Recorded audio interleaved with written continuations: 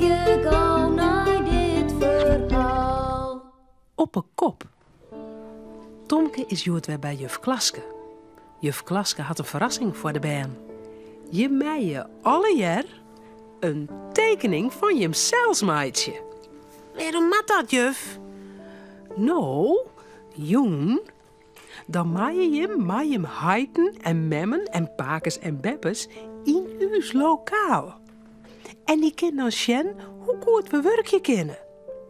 Dus, als alle tekeningen klaar binnen, dan hing ik zo aan de morgen. Ja, dat is Een tentoonstelling. Nou, maar gauw aan het werk ben, oors komen we net op het tijd klaar. Juf jouwt allebei een grut stuk papier, alsjeblieft, en zet stiften op tafel. Tomke ziet het een kriene stift uit. Ja, die. Ik maak je eerst een rondje. Zo, dat is mijn holle. De holle wordt heel grut. De buik en de voeten en de jerms kinderen haast net meer bij. Ik ga twee egen. Hier een stip en daar een stip. Zo, dat is klaar. Nou nog een noos. En een moele. Ik maak je drie hierkes. Ja, zo.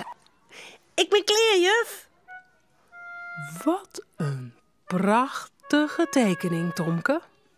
Du bist een echte kunstner. Ik zal die namen erop zetten. Nou, dat ken ik zelfs wel, juf. Zo maar. Mijn mooie grutte letters schreeuwt Tomke met de stift van juf Tomke op een tekening. Nou, dat vind ik echt knap van die Tomke. Daar haast vast al heel lang op oefenen. Ik zal die tekening bij de orentekeningen hing je. Er hing je al een hele protte tekeningen aan het lintje. De tekening van Tomke komt in het midden. Als Cornelia en Romke Tomke opheljen om naar huis te gaan, bin alle tekeningen klaar. Wist je wat ik jou dien ha, Cornelia? Nou? Ik ga mezelf tekenen. Allebei hadden die. En jong dan mij sto de tekening ik zien. Zo? Ik wil de tekening in ik zien. Nou, ik denk dat juf Klaske dat wel goed vinden zal. Maar nou maar we de huis om eten. Het is jong.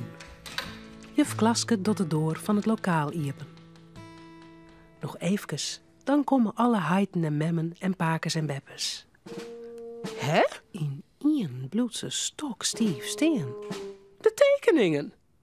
De tekeningen ben voort. We hebben de tekeningen van de baan.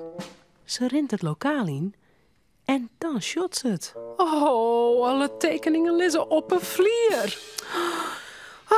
Het lintje is knapt. Oh, gauw. Ik moet een nij lintje spannen. Hastig gaat ze aan het werk. Ze maakt een nij lintje en grabbelt de tekeningen bij elkaar. Nou, vlug. Nou, gauw de tekeningen maar op, hing je. Oeh. Lokkig is ze krek op het dietkleer. Sa. Even later komen Cornelia, Tomke en Romke het lokaal in. Er binnen al meer heiten en memmen en een paar pakers en beppes. Oh, wat is het je gezellig. En wat ziet je lokaal er mooi uit. Waar is die tekening nou, Tomke? Ik wil die tekening zien. Ja, daar ben ik heel nieuwsgierig naar. Kom maar mij. Hij hing het daar ondermorgen. In het midden. Tomke wies naar zijn tekening. Maar wat is dat nou? Dat is mijn tekening net. Mijn tekening is green. En ik ga draaien hierkes oprollen. Nou, dit popje is keel. En hij is reed met 4 hierkes. Dit bist ook net, Tomke.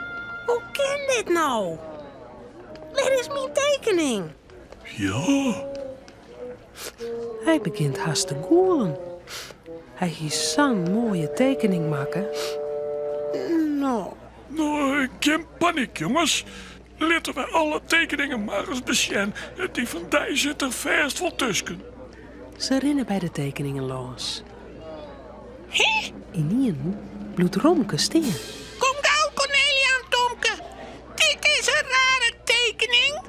De holle zit onder en de voet steekt in de lucht. Dat is geen rare tekening. Dat is mijn tekening. Zo maar. Daar zit mijn hierkus en daar zit mijn namme. Oh, ik zeg het al, Tomke. Die tekening hing het op een kop.